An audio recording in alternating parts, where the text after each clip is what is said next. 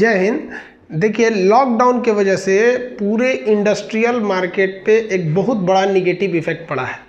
बहुत सी multinational company जी थी, जैसे गूगल हो गया, माइक्रोसॉफ्ट हो गया, एप्पल हो गया, बहुत सारी टॉयज़ की कंपनियां थी, आईटी सेक्टर्स की कंपनी थी, मैन्युफैक्चर कंपनियां, ये चाइना में थी। ये चाइना से बोरिया बिस्तर समेट रही हैं, लेकिन ये इंडिया नहीं आ रही हैं। अब हम इसको समझते हैं ये वियतनाम की ओर ज़्यादा शिफ्ट हो रही हैं, यानी साउथ ईस्ट एशिया की ओर। चलते हम लोग इस पर थोड़ा सा ध्यान देते हैं, चाइना कैसे मैन्युफैक्चरिंग हब बन गया। 1970 में चीन के एक नेता थे डेंग जियोपिंग। ये चाइना को पूरी दुनिया के लिए मैन्युफैक्चरिंग यानी प्रोडक्शन हब बनाना चाहते थे। वो चाहते थे कि पूरी दुनिया के लोग यहाँ आए अपने सामानों का उत्पादन करने के लिए। इसके लिए उन्होंने एक प्लान तैयार किया, जिसके तहत उन्होंने लेबर मार्केट को अच्छा किया, सप्लायर्स का एक चेन बना दिया, और पूरा, अब जानते हैं चाइना पूरी दुनिया का सबसे लार्जेस्ट पॉपुलेशन है, तो मार्केट तो वैसे ही है, बहुत बड़ा मार्केट है। पूरे की पूरी एक सप्लाई चेन बना के रख दिया, और इस तरह से मजबूरी कर दिया, इतना मजबूर कर दिया कि लोगों को वहाँ जाकर प्रोडक्शन करना पड़ा, और इतना सस्ता प्रोडक्शन हो गया जिसका कोई हद नहीं। तो यही सब की वजह से पूरी दुनिया की कंपनियां चाइना में चली गई। अब जैसे आप अगर ध्यान दीजिएगा, आपको अगर आप दिल्ली में देखिएगा तो दिल्ली में जो कोचिंग सेक्टर्स हैं वो मुखर्जी नगर में है। अगर आप पटना में देखिएगा तो मुसल्लापुर हाट के एरिया में है। तो ये इस एरिया में कोचिंग सेक्टर्स है सब। तो ऐसा नहीं कि केवल कोचिंग यहाँ आ गई है सब, या कोई टीचर या इन जगहों से उठ के कहीं चला जाएगा तो पूरा कोचिंग मार्केट चला जाएगा, नहीं जाएगा। रीजन क्या है, वहाँ हर चीज़ अवेलेबल है। आप इन दोनों जगहों की अगर बात करेंगे, पटना का मुसल्लापुर और दिल्ली का मुखर्जी नगर, तो जिस एरिया में कोचिंग है वहाँ लॉज भी अवेलेबल है, होटल भी अवेलेबल है, मैगजीन कॉपी किताब की दुकानें अवेलेबल है, fast food, junk food, breakfast, सब चीज़ अवेलेबल है। छोटे मोटे डॉक्टर भी हैं, जो मतलब हर तरह के डॉक्टर है, बट एक नॉर्मल के लिए मेडिसिन वगैरह हर चीज़ अवेलेबल है। अगर आप सोचिएगा आज का आज उठा के इसको हम कोई दूसरी जगह लेके चले जाएं तो नहीं जा सकता है। जबकि आप इन जगहों का देखिएगा, रेंट बहुत महंगा है, एक्सेस महंगा है इन दोनों जगहों का रेंट। अगर आप मुखर्जी नगर से 4-5 किलोमीटर दूसरी जगह शिफ्ट हो जाते हैं, या फिर पटना के मुसल्लापुर हाट से आप 4-5 किलोमीटर साइड हट जाते हैं, तो वहाँ पर रेंट लगभग 4 गुना सस्ता हो जाएगा। लेकिन फिर भी वहाँ जाने में बड़ा मुश्किल हो जाएगा, क्योंकि साइड हटने का मतलब वहाँ हर चीज़ सप्लायर नहीं मिल पाएंगे। अभी क्या है कि जिस एरिया में जो चीज़ चलता है उसका हर चीज़ है। जैसे मान लीजिए कोचिंग है, बेंच टूटा तुरंत लोहा वाला आ जाएगा, कैमरा में प्रॉब्लम आया तुरंत टेक्नीशियन आ जाएगा। तो वही 2-3 किलोमीटर खिसकने में बहुत प्रॉब्लम आ जाएगा। तो आप एक छोटे से एग्जाम्पल पे समझ सकते हैं कि हर चीज़ का एक लोकेशन बड़ा बहुत महत्वपूर्ण रखता है प्रोडक्शन और बिजनेस लाइन में। चाइना ने यही किया, अपने देश में इतना पूरा शेनजियांग उसका एक प्रांत है, वहाँ हर चीज़ रख दिया, एकदम स्किल्ड लेबर मिलेंगे सब, लेबर एकदम ए ग्रेड के। और 8 बजे कहिएगा लेबर को आने के लिए, एकदम 8 बजे आएगा और 5 बजे जाएगा। हमारे यहाँ की तरह नहीं कि 8 बजे बोलिएगा तो 10 बजे से काम चालू करेगा। तो पूरी तरह से चाइना ने एक इकोसिस्टम बना के रख दिया कि आप यहाँ आइएगा ही। अब कोरोना पैंडेमिक की वजह से बहुत सारी कंपनियां चाइना से निकलने के लिए सोच रही हैं। आप ऐसे अंदाजा लगा दीजिए कि वर्ल्ड प्रोडक्शन में चाइना की हिस्सेदारी 28.4% है। सबसे ज़्यादा पूरी दुनिया का वर्ल्ड प्रोडक्शन में, उत्पादन में चाइना सबसे आगे है। USA 16.6%, Japan 7.2%, Germany 5.8%, south Korea 3.3% और इंडिया आते हैं केवल 3% पे। तो इंडिया आ गया बाबू आपका कितने नंबर पे? 6 नंबर पे चला आता है इंडिया। कितने परसेंट के साथ साथ आता है ये? 3% के साथ। अब वो कंपनियां जो हैं वो इंडिया नहीं आ रही हैं, वो चाइना से निकलने के लिए सोच रही हैं, लेकिन वो इंडिया नहीं आ रही है, वो साउथ ईस्ट एशिया की ओर मूव कर रही हैं। और इसमें वियतनाम सबसे इनके लिए लोकेशन के लिए सबसे बेस्ट जगह है। आप अगर मैप में भी ध्यान से देखिएगा तो चाइना के शिनजियांग से वियतनाम काफ़ी करीब है, और वियतनाम भी उसी रूट पर है जिस रूट पर चाइना अपने प्रोडक्शंस को दूसरे देशों के लिए बेचता था, इसलिए उनके लिए सबसे अच्छा वियतनाम है।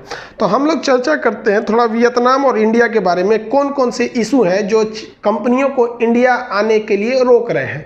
तो सबसे पहले आप देखिए कि वियतनाम में जो लैंड एक्विजिशन होता है वो बहुत ईजी होता है। मतलब किसी भी फैक्ट्री को खोलने के लिए थोड़ा एक कट्ठा में तो खुलेगा नहीं, बहुत बड़ा एरिया चाहिए उनको बड़ी कंपनी को खोलने के लिए।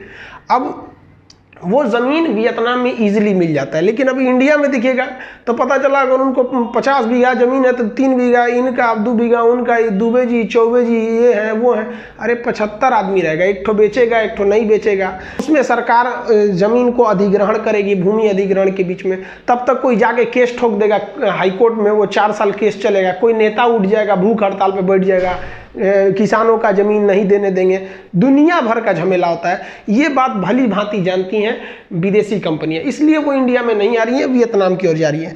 दूसरा, जो स्टार्टिंग प्रोसीजर होता है वियतनाम में 2 दिन में पूरा हो जाता है। किसी भी कंपनी को जो अप्रूवल वगैरह लेना है वो 2 दिन में वहाँ मिल जाता है। इंडिया में 28 दिन लगते हैं। आप ऐसे ही अंदाज़ा लगाइए कि आपके घर की मंथली इनकम मान लीजिए 10,000 है, तो आपको इसका आय प्रमाण पत्र बनाने में 10 से 12 दिन लग जाएंगे।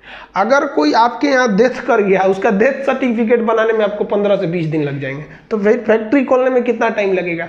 तो भारत की जो ये लेट लतीफ़ी है, ये भी भली भांति समझते हैं विदेशी कंपनी, इसलिए वो इंडिया से ज़्यादा फेवर कर रहे हैं, वियतनाम को फेवर कर रहे हैं। दूसरा देखिएगा, इंफ्रास्ट्रक्चर और सोशल और मेडिकल, ये तीनों के मामले में वियतनाम अच्छा है। मतलब वहाँ पर फैक्ट्रीज़ के लिए इंफ्रास्ट्रक्चर है। अब जैसे मान लीजिए कोई फैक्ट्री खोलना है तो बीच बाजार में तो फैक्ट्री खोलेगी नहीं, वो मार्केट से हट के 7-8 किलोमीटर साइड एरिया में खोलेगी जहाँ ज़मीन सस्ती हो।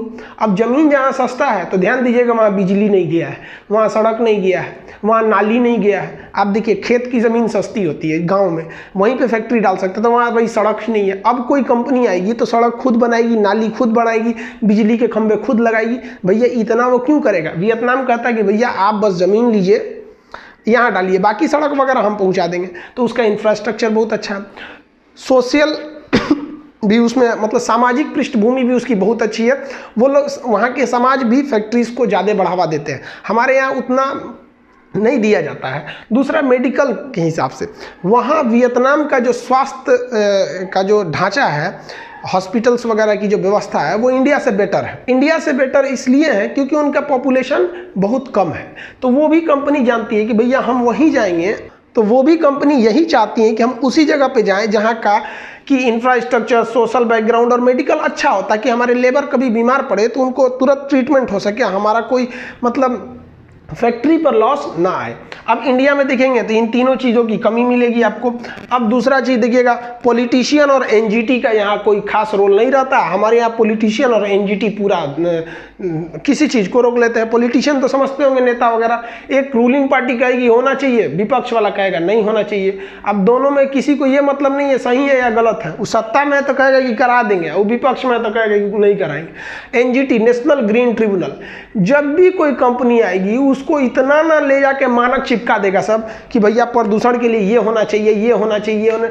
अजीब वाले भाई, इसको कंपनीज को भी तो आपकी भी तो कुछ रिस्पॉन्सिबिलिटी बनती है। कंपनी को प्रॉपर ढंग से गाइड कीजिए कि कितनी ऊपर उसकी चिमनी होनी चाहिए, क्या क्या होना चाहिए। केवल जाएंगे नहीं ये बंद करिए, ये करिए, तो इन लोग का बहुत ज़्यादा हस्तक्षेप रहता है गवर्नमेंट की, एनजीटी का। ये भी विदेशी कंपनियों को आने से रोकती हैं। दूसरा जो चीज़ होता है, सबसे बड़ा पॉइंट है करेंसी। करेंसी में क्या है, देखिए वियतनाम की करेंसी डोंग है, वियतनामी डोंग। इंडिया की करेंसी रुपया है।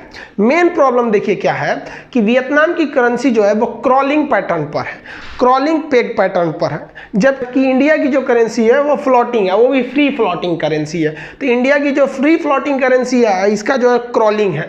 अब ये क्रॉलिंग और फ्री फ्लोटिंग में अंतर समझिए, मेन अंतर क्या होता है इन दोनों में। देखिए क्रॉलिंग में भी ना करेंसी ऊपर नीचे होती है डॉलर के हिसाब से, हाँ फ्री फ्लोटिंग में भी ऊपर नीचे होती है डॉलर के हिसाब से। लेकिन फ्री फ्लोटिंग में क्या होता है कि 1 रुपया, अगर $1 आज 70 रुपये के बराबर है तो कल 100 भी जा सकता है, अब परसों हो सकता है कि 70 रुपये से नीचे गिर के 30 भी जा सकता है। मतलब फ्री फ्लोटिंग में ये नहीं पता है कि ऊपर जाएगा तो कितना जाएगा, यानी मैक्सिमम सीमा नहीं है और ना ही मिनिमम सीमा है। और क्रॉलिंग में क्या होता है कि वियतनाम लोगों ने सेट कर दिया कि भैया देखिए इतना से ऊपर नहीं जाने देंगे और इतना से नीचे नहीं जाने देंगे, ये एक फ़ायदा होता है। अब चलिए इसको समझते हैं कैसे फ़ायदा होता है। मान लिया कि भारत में एक कल्पना कीजिए कि $1 50 रुपये के बराबर है। अगर भारत से आप 50 रुपया लेके गए अमेरिका तो वो $1 बन जाएगा, या अमेरिका से $1 लेके आए तो भारत में 50 रुपये बन जाएगा। अब अमेरिका की कोई कंपनी इंडिया में आई, इन्वेस्ट की, और यहाँ से उसने मान लिया कि 100 रुपया कमाया। अब जरा सोचिए, इस 100 रुपये को वो अमेरिका ले जाएगी तो कितना डॉलर बन जाएगा? $2, क्योंकि 50 रुपये का रेट चल रहा है, तो वो $2 बन गया। अब जरा सोचिए भारत के साथ समस्या क्या है, उन कंपनियों को क्या प्रॉब्लम फेस करना होता है। मानिए कि जब वो कंपनी भारत में इन्वेस्ट की थी तो $1 50 रुपये के बराबर था और कंपनी ने 100 रुपये कमाया था। अचानक डॉलर महंगा हो गया, रुपया सस्ता हो गया, यानी रुपया कमजोर हो गया और $1 हो गया 100 रुपये के बराबर। बताइए, ये यहाँ पे 100 रुपया कमाया है, पहले ले जा रहा था तो $2 हो रहा था, अब ले जाएगा तो $1 हो जाएगा। अब वो माथा पीटेगा दो तरीका। जब फैक्ट्री खोले थे तो इतना प्रॉफिट तो अभी भी उसका 100 रुपया है, अब वो डॉलर भी, बट रेट इतना ज़्यादा ऊपर नीचे हो गया कि उसको घाटा लग गया। लेकिन क्रॉलिंग में क्या होता है, क्रॉलिंग में फिक्स कर दिया जाता है कि भैया देखिए मैक्सिमम इतना जाएगा, मिनिमम इतना जाएगा। जैसे मान लिया कि हमने क्रॉलिंग फिक्स कर दिया रुपया का, कि रुपया जो डॉलर के हिसाब से रहेगा 70 से 80 के बीच क्रॉलिंग रहेगा, 70 से नीचे नहीं आएगा और 80 से ऊपर नहीं जाएगा, इस हिसाब से रहेगा। तो कंपनी भी सेट कर लेगी कि भैया हमको यहाँ लाएंगे, जब वापस पैसे ले आएंगे, प्रॉफिट को अपने यहाँ ले आके काउंट करेंगे तो कितना प्रॉफिट होगा। आप समझ गए क्रॉलिंग क्या है और ये क्या नाम है, इंडिया का फ्री फ्लोटिंग क्या।